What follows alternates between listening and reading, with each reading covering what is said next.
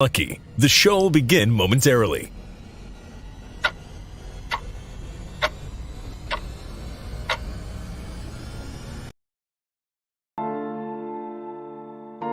But why, some say, the moon?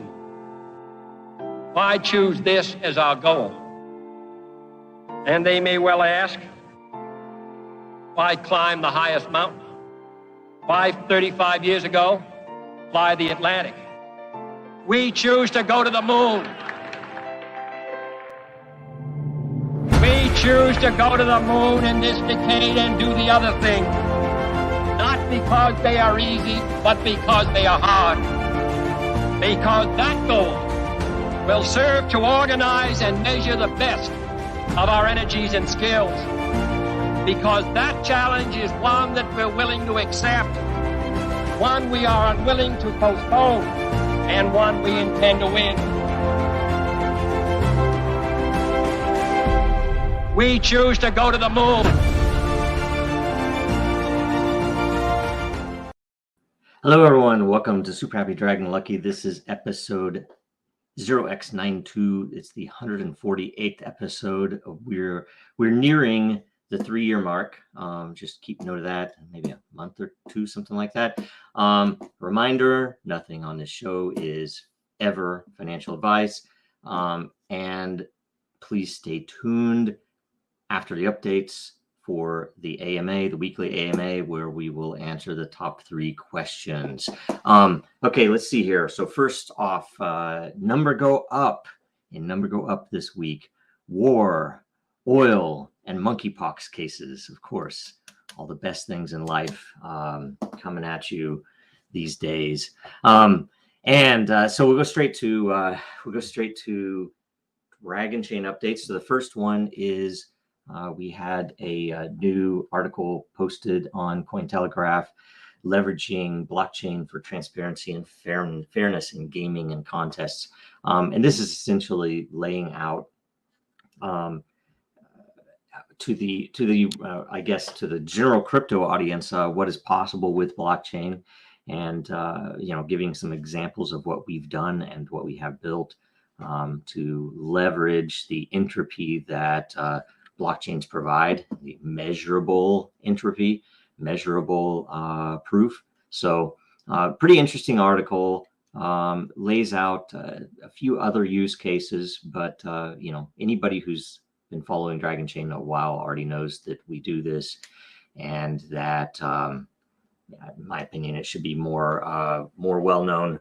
It should be more understood as a potential use case, but be that as it may. Do share the article. It's all good. And we really appreciate that Cointelegraph has the Circle Innovation, the Innovation Circle program, because it gives us an opportunity to get stuff out there that is important to the industry, important to the technology. So that said, next update. Some of you denizens may have noticed the post that I made this morning, which was the Dragonchain letter to the SEC. So first up, do read it. Read the intro. What we posted to Den was essentially the preamble for the paper. For the it's a 36, I think, page document that we delivered to the SEC, and I can give a little bit of background. So everybody knows this. If you watched Open Source Money, we've been talking to them and answering questions, giving data dumps for about 4 years now, more than 4 years, I guess. And right before the statute of limitations, and there's some of this detail in there. So if I misspeak and don't give something in particular that might be used against me, know that I'm from memory trying to outline what is already in the paper. But right before the statute of limitations ran out, and after they had inferred, I don't know the best word, inferred to our attorneys that pretty much it was all dying down.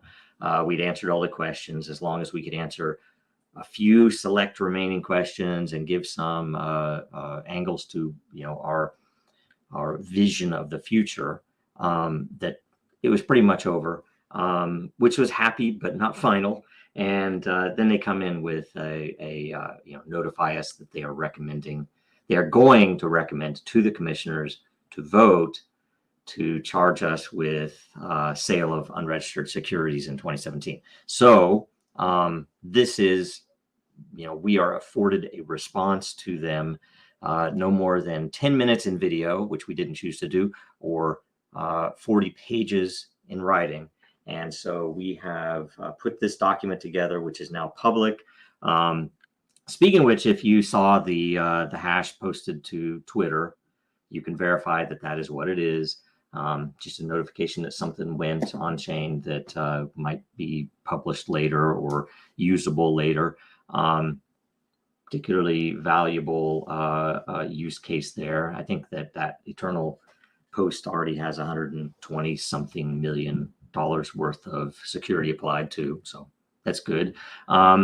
So everybody needs to know that we're confident in this approach. In fact, I was hoping that either they would drop the matter a long time ago, or that we would have been given the chance to present this case, because although I don't want to talk about any details that we had ever gone over or discussed with our attorneys, because you're not supposed to, I guess. But we had typically offered arguments to our attorneys, explaining them as best we could as engineers for the reasons that we don't think that the Dragon token could have possibly been a security, or, obviously the intention wasn't, but that's not necessarily the determination or determining factor. But we had given a lot of arguments that never made it past our attorneys. And you could weigh that up to whether it really is a racket, and it is, or was it just that they didn't understand it enough, or that it was maybe impolite to bring in some of those arguments. So one way or another, this is the first opportunity, you guys are seeing it publicly, to actually address these concerns and to actually put the arguments down in black and white in a way that, I'm not an attorney, so they're not perfect legal arguments. They are, the attempt is for a logical representation of our position and the arguments related to whether the Dragon tokenized micro license is or should be considered a security. And I'm confident if they took us to trial, even without an attorney, that we would be good to go, because there's some of the points that are made that, beyond even the constitutional arguments, that are very directly obvious to anyone who doesn't have a skewed view of this, that or who doesn't live in the security space. And if you have a hammer, everything looks like a nail is pretty much the approach that they take, and that's even the attorneys involved. And there's a whole shuffling, and you can watch the Ripple case to know a lot of this, but there is a lot of shuffling between SEC investigators, SEC staff, and major law firms. That essentially the staff wants to get a big win, either a big named crypto company or something that makes the news, or from a source that has a newsworthy name or brand. And the game, and we've been told this by the attorneys, even the game is that they have to make a name, they have to put some cases under their belt, and then they get hired for the big money by one of the big firms, and then that person acts as a lobby for whoever is paying the big firm to do whatever they do. And we never really had enough standing, or frankly enough friends in big places to really have any leverage in that world. So we were always just kind of, hey, try to stay under the radar, answer the questions, do what they want, but be firm in response that this is software. I'm an engineer. I'm not a former Goldman Sachs officer. So anyway, please read it. please share it. We will post a link so that you can contact your representative and hopefully share it.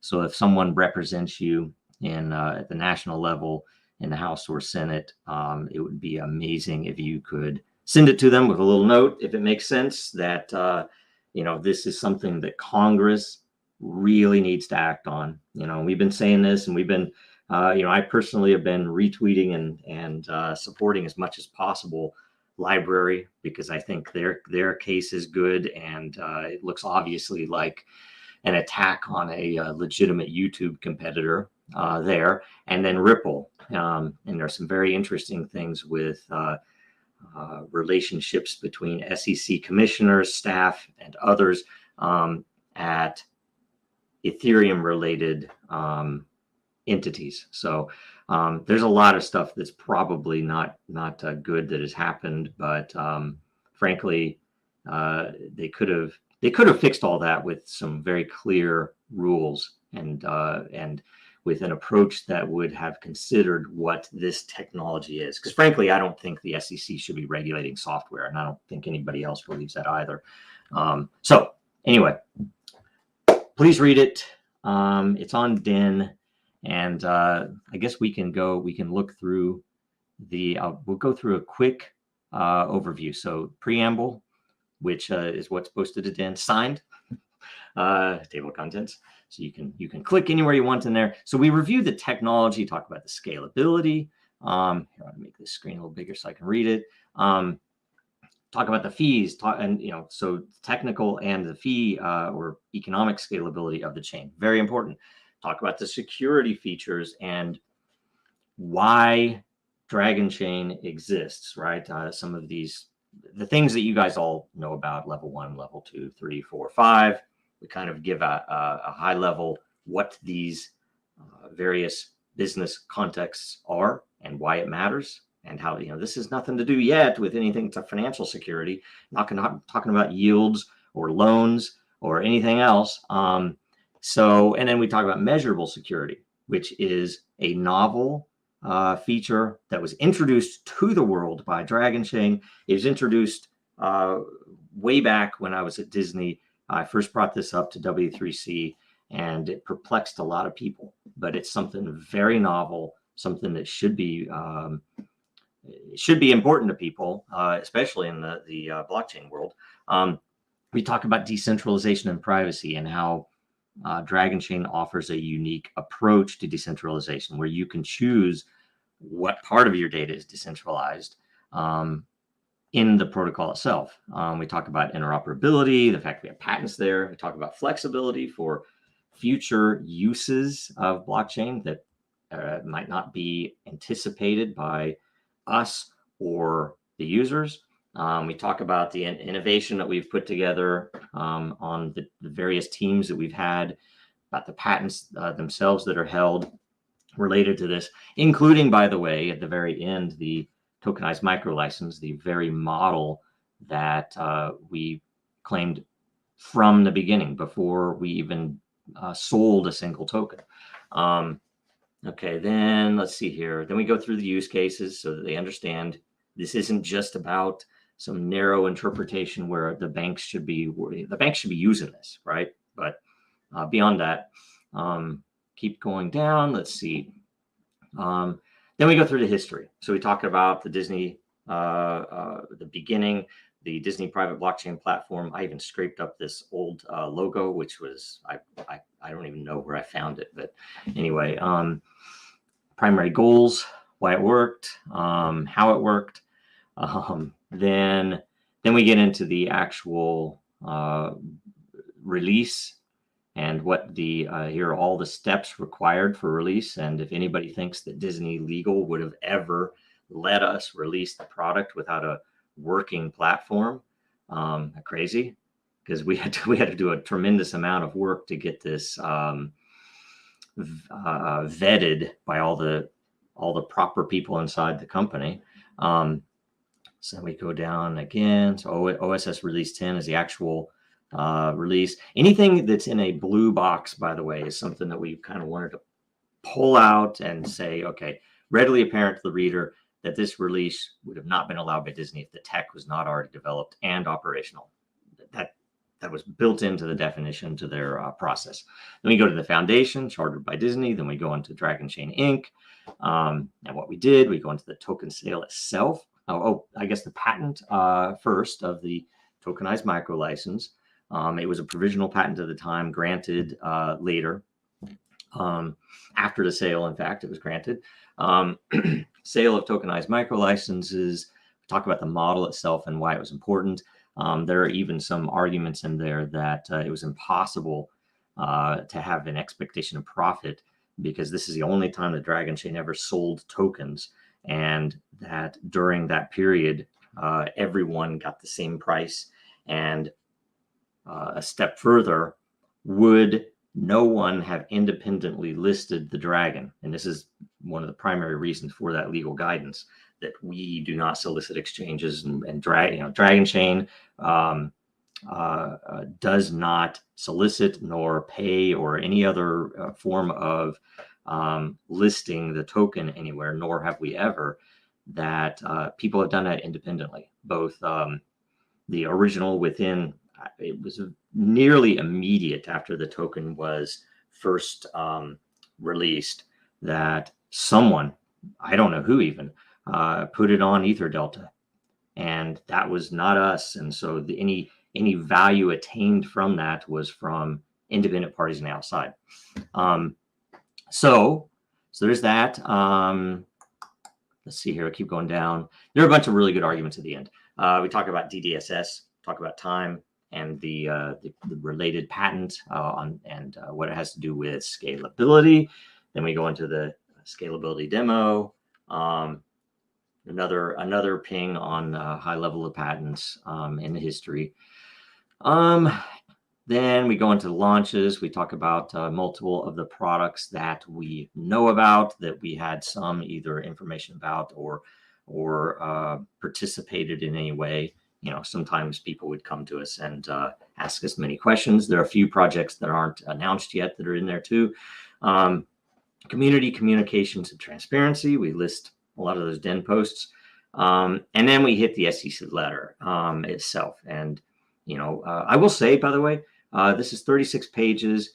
They gave us a 2-week extension, but it was after we couldn't access the document for a couple of weeks. So they didn't give us much time, really. I can't really complain, but I'm going to complain a little bit that they should have given us more time. But being as it is, we're not lawyers. We just made the best descriptions and best arguments we could. So next we hit decentralization. And here's a clear point that I know that was never communicated through, that, how do I say this? When we get into decentralization, that the Dragon token is literally an ERC20 on top of Ethereum that we have no control of. It is immutable. We can't change it. We can't change the supply. We can't govern the token. We can't freeze it. We can't do anything else centrally. And that's nobody can, except for maybe Ethereum itself. And if Ethereum is ruled as decentralized enough, then there's no way that a token built atop it could be itself a security. We go into the token. Sorry, I don't want to go into too much detail here. We go into the multiple, and there are probably more here, but multiple examples that the platform itself was operational prior to launch. And it's because it's an architecture. So anyway, let's go to next. It was running at Disney. It was running a few other places. Current network stats, normal stuff. Keep going down.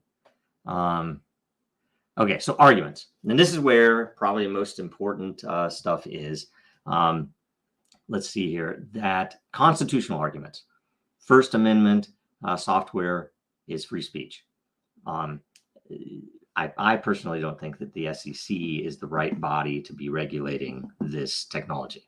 And the fact that the bankers and the VCs had a good active handle inside of the SEC. It would be via lobbying, via cocktail parties, whatever they do.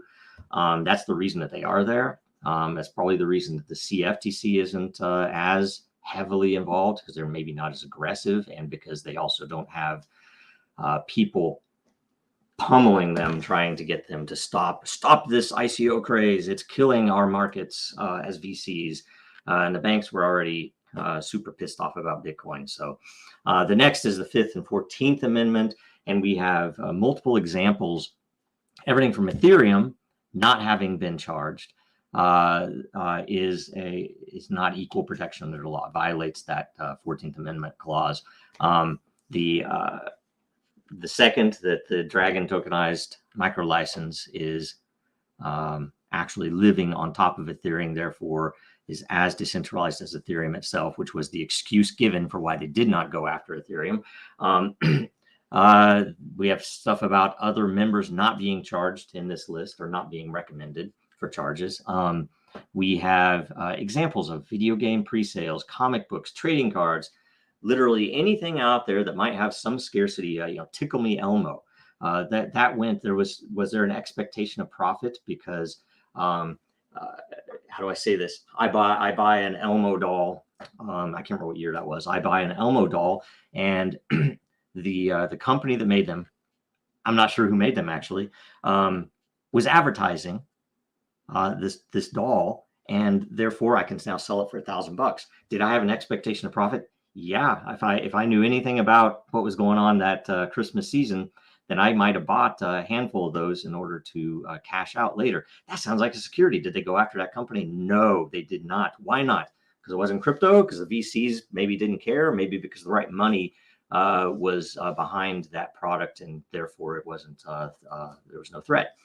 I don't know. That's the way the world is. So next, after the constitutional, we go into ethical concerns. There are numerous. I'm not going to go into these, but do read them. They're interesting for sure. But there's some really interesting stuff. I mean, we even had recently, many of you know who this is too. I'm not going to say anything who it is, but at least I'm not right now. I won't say anything, but actually tried to blackmail a couple of us with information that was already public. I'm going to take this to the SEC. And when we sent that to the SEC, they're not tying the sources of the information when it comes from these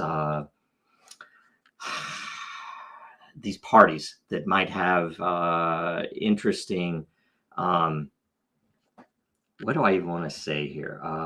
They have other reasons that they're reporting us or have reported us, and that information is never tied to the actual evidence. So when it goes to the commissioners, or when it goes anywhere else, it would be up to us to figure out who that was, and if there was some illegitimate reason that they reported it.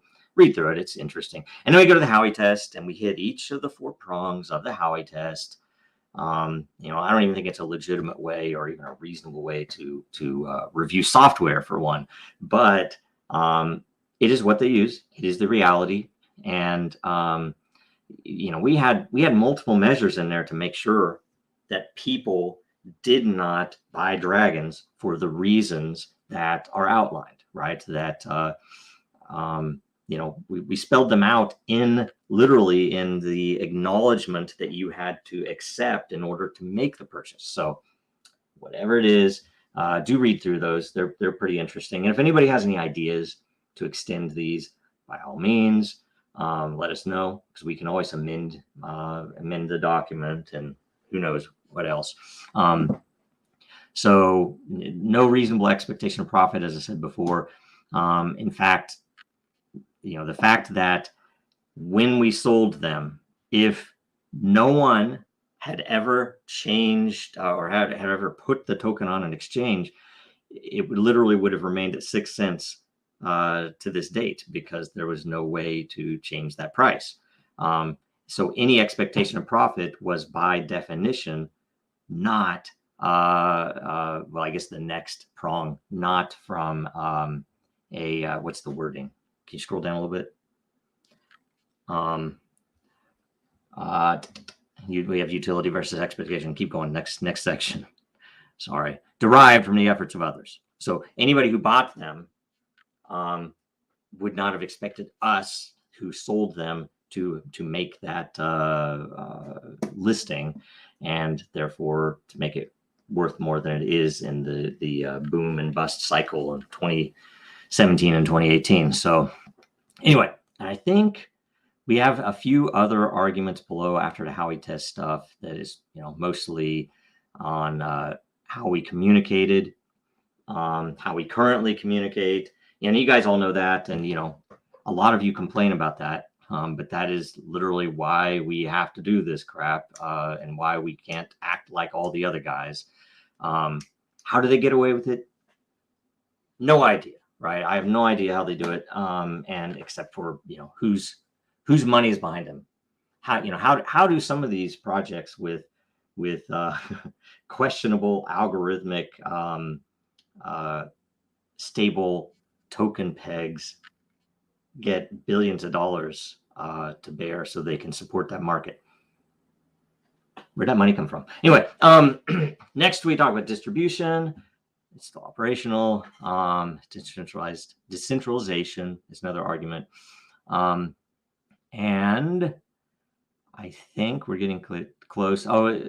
Speaking specifically about the mission of the SEC, about some of what they have actually told projects like us to do, and the how meaningful that was.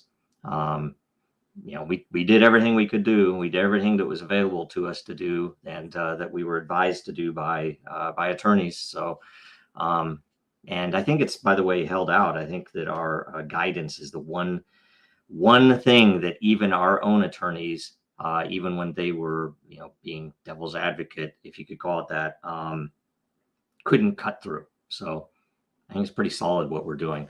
And is that the end? I think that's the end. We haven't had timely and truthful disclosure, that's for sure.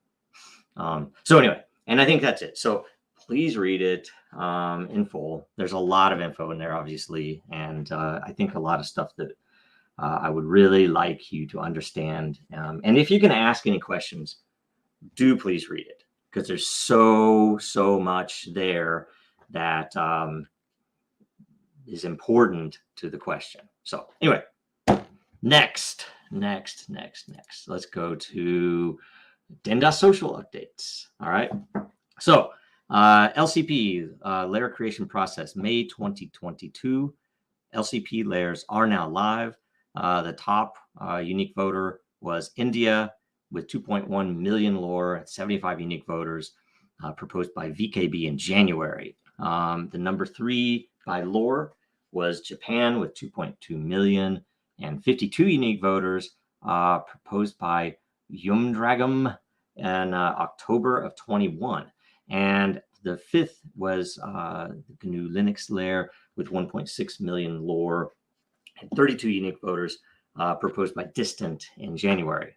There will also be one layer that's using the, we need a name for this, but using the runners up option. I guess it's not the runners up, it's the greater than 8 option, where there were more than 8 unique voters. There were 14 unique voters for the how-to/tutorials layer, proposed by MB Crypto in April, not that long ago. And that was created as well. It has 93,000 lore. That's all it has. That's pretty crazy. I hope I got some of that. I don't know if I did. Next, let's see here. A mention in the community. Oh, I did. So I did. Good. I probably didn't get as much as I wanted, though. But next, let's see here. There was a post where they had a video review of multiple, what would you want to say, multiple social platforms as potential alternatives for Discord. I've never really liked Discord. I'm kind of used to it, but I don't really like it. My kids use it, but I don't like it too much. But really good info. She was using in the review some stuff that might have even been slightly out of date, and there were actually some things that she mentioned that we have answered. So we're going to try to reach out to her, because it was actually a really well researched review. And I only got to watch part of it so far, so I'm going to try to watch especially the other platforms too. So that'll be there. Check that out, share it. I think we are at the I can't remember what mark. We'll write it in there, but it is indexed in YouTube, so you can skip straight to the Den section. Watch also for an interview that I just did with Around the Coin.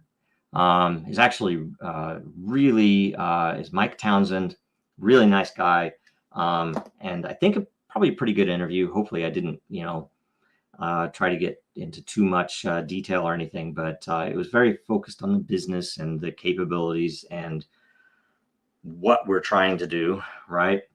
So do watch that. And that was actually maybe it should have been a Dragonchain update. That was actually mostly about Dragonchain. There was a little bit about Den and behavior systems in it, but it was definitely worth watching. And he told me it should probably be sometime next week. So we'll share it further when it happens. Tune in tomorrow for Coffee with Den. Always a good show at 9 a.m. Eastern and 6 a.m. Pacific. Then the DENDAO meeting is Thursday at noon Pacific, 3 Eastern, 7 p.m. UTC. See the post in the DENDAO layer for the agenda and a link to join live. You're welcome to join in and cover anything regarding Den. It's a meeting. It's not a show, so don't be shy. I mean, you can come on. If you don't want to put your camera on, that's fine. And more than anything, we're wanting to be to make it open for anyone to offer up ideas, to complain, to try to troll us in real life. None of them ever do. None of the trolls ever show up for real. That's something they only do behind the keyboard. But that's a challenge. You're welcome to come on. Okay, so that's all the Den updates. Next, we go to World Blockchain Roundtable update, episode 53. So we have completed the first year of the World Blockchain Roundtable. So the topic, and we should, what we should probably do, we should probably summarize how many total lots have been created, and how many people are in the lair, right? That'd be pretty good. So the topic for episode 53 this Thursday is host's choice. I don't think we know exactly how it'll work. My assumption is that, and I think I'm going to make a proposal for the next set next month, but that I guess I don't know how they're going to handle it. I'm going to let them handle it how they want to handle it. We'll see. Next, watch and share last week's Web3 Culture Wars episode 52. The more views it gets the first week, the more lot all of those participants, both the people asking the questions and the hosts, will get. And with those, you can make suggestions or proposals to change the entire format of the show. You want to make it shorter, you'll make it longer, put up a vote. It's pretty cool. Let's see here. And the next thing is to make sure you now go to the June theme suggestions. There is a vote posted, governance issue posted for the June themes, and they will be, I guess, ordered by vote rank in this from the DAO. So which, it'll be I think there should be 4 weeks next month. And go vote by Monday, May 30th at 7 p.m. UTC. And I'm, watching that. There's a bunch of good topics in there. It'll be fun. Okay, so that's all the updates. So we're going to do an AMA right after this. Now, more than ever, our data is at risk. Our supply chains are in jeopardy. Our systems are broken, and businesses feel powerless. Dragonchain gives you a different way, a safer way, a better way, and you have power over your data. Dragonchain gives you proof in an untrusted world. Build now at dragonchain.com, America's blockchain. And before we start, I want to bring this up. So apologies, distant. I didn't intend to do that. I'm going to be out this week on Thursday because I'm traveling for a panel, like I said, one of those panel discussions at something. And so I'm going to be out both for the roundtable this week and for DENDAO, the DENDAO meeting, but I'll be there in spirit. And you can just push them off to next week. Just make sure that they come back, right? Okay, now let's see here. Let's see. Okay, after refresh, top 3 questions. Samu. Okay, see, GPI 5K CWJB. Anyway, this was the full hash, and if you go to the Den post with that letter, you click at the bottom where it says, here's the eternal post. You can actually look at the raw. Yeah, let's just do it real quick. So you can see that, first of all, it's already, hit all of the chains. It's 122 million-ish so far, 30 million time applied. And, you can see the raw, and this was a text output. So the formatting is not all as you would think, but it's, it's good. It's even got the page breaks, it looks like. Kind of cool. Markdown kind of just works sometimes without even trying. And if you go to the transaction itself, you open it up, you can see the raw, of course, but you see the full proof right there.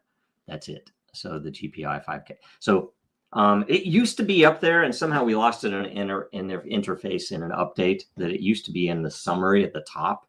We need to get it back in there, but either way, that's the full hash. So you could take this entire thing and check the hash on it. But essentially, that's proof that it was there back, what was it, May 19th. We sent this in, by the way. That's not posted anywhere. It was due on the 20th on Friday. We sent it in on the Thursday before. They acknowledged that they got it. Blah, blah, blah. Okay, let's see here. So that was what it was. And that's the clue. And that's the reality. You find out what it is. Not all of them will get exposed, but some of them do. Let's see here. Next up, Babar Rafiq. Okay, Kucoin just added the ST tag. Delist might happen on Kucoin. Dragonchain have any plans, or we have only one way to buy Dragon on Uniswap? All we can do is communicate to them. And we obviously, our rules are we can't solicit an exchange. We can't pay to be listed. We can't do those things. But we've been invited several times by various exchanges to answer questions related to the token, related to the project, the history, how the token was created, what it's used for. Sometimes even things much more depth on supplies and who inside of the company might hold tokens or anything like that. And so we will always answer them, or as much as we can. There might be some exchanges that we miss just because they try to hit us on Telegram sometimes or something. But we have reached out to Kucoin to offer up, hey, in case you don't know, because thank you. It was suggested by someone in Dragonchain Lair chat that we should let them know, because I hadn't thought about that we moved all of the discussion, official discussion, out of Telegram onto Den, and they might not know that. So we made sure. I told them, hey, this is where all of our official discussion is now. It's built on Dragonchain. It's an active project. We definitely have active development going on with independent outside parties. There's a lot going on. There's a lot to do right now, and frankly, I don't know what they use to determine. I largely, and I think everybody understands this, largely it is probably volume. So, if you want to affect it, then go trade, right? I mean, I don't know. I don't have a Kucoin account. I've never traded on Kucoin. I've never had tokens there. And mostly that's because I didn't want any issues with anyone, worrying if I'm trading in advance of news or anything else. I never have, right? So it's useful to note, I mean, they tell us, hey, if volume needs to pick up, then that's the choice. People can put volume in. We can't pay for volume. We can't do that type of thing. So know that. And we did also tell them if they have any questions at all, or if there's anything that they're looking at in particular that they would want to do, that we would answer them. You know, we're open. We're an open book. We can get on a call with them. We can talk through Telegram. We can talk in Den. We can talk over email. Doesn't matter. And someone did ask on about that one subject, just so you guys know right up front. Someone asked in the post that we pointed to earlier about the letter to the SEC. One of the first comments in there was, does this have anything to do with the Kucoin situation this here? And as far as I know, it does not. There would have been no way that, in my opinion, unless something is truly rotten in Denmark, that there's no way that they would have known that the SEC had sent us that letter, or that we were working on a response. So I still believe that the reason that Kucoin has put that tag on it is because of low volume, which we have experienced in the past multiple times. In fact, even with Kucoin having said that we might have to delist in the past, and we always answer the questions, and it never has happened. And I don't know if the tag is a new thing or what it is, but I largely have to think this because of the down market. I mean, it's just hard to get volume when nobody's even wanting to touch Bitcoin. So anyway, there you go. Okay, next. That's a response to that one. Okay, Joe. Oh, gosh, you guys, what do you think of the Lightning Network? I think we answered this before. Maybe you just want to see the proper Lightning Network response, but I don't know. I mean, any technology is good. I'm in support of any technology. I think generally, in my opinion, the Lightning Network is maybe not all of what it is sold as. That it's if you are all about decentralization, then especially if you're religious about decentralization, then moving to creating a centralized feature in order to facilitate inefficiencies and scalability is not really the right answer. My opinion, big blocks were the real answer, and they didn't want that for political reasons, or because the money behind whoever was talking didn't want big blocks. I don't know what it is, but I think they just wanted to keep Bitcoin crippled. But it still has cheaper fees than Ethereum does, so who knows? Anyway, and there are a couple of other really good questions after this on, like, say, spam on Den. That's a really good one. I'd love to answer that. So maybe we take it up next week. All right, all good. I think that's it. So that's all three. Thanks everybody. And let's see here. I'll go to the closeout, which is still mugs at 10% off on all mugs. Mugs 2022 is the code. Go to Dragonchain.Store, STORE, to get all of those cool things. There's some that I still don't have yet. I need to order. And make sure you watch us again next Tuesday. Super Happy Dragon Lucky. Follow Dragonchain, follow Real Denizens, follow Jojo Row on Twitter and elsewhere. And make sure you sign into Den and check out that new letter, and please share it with anybody that might have some influence in the world. This is the one chance, and this is the one time we're really asking you to help out there. Thanks so much.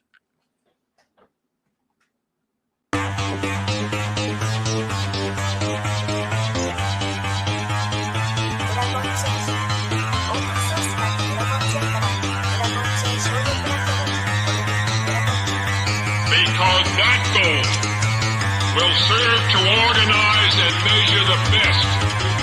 Adaptable, raw capital, label radical yet rational. A tactical approach is palpable if this animal is fallible, but that conclusion is laughable. So with for all detachable from the mandible, you see it now.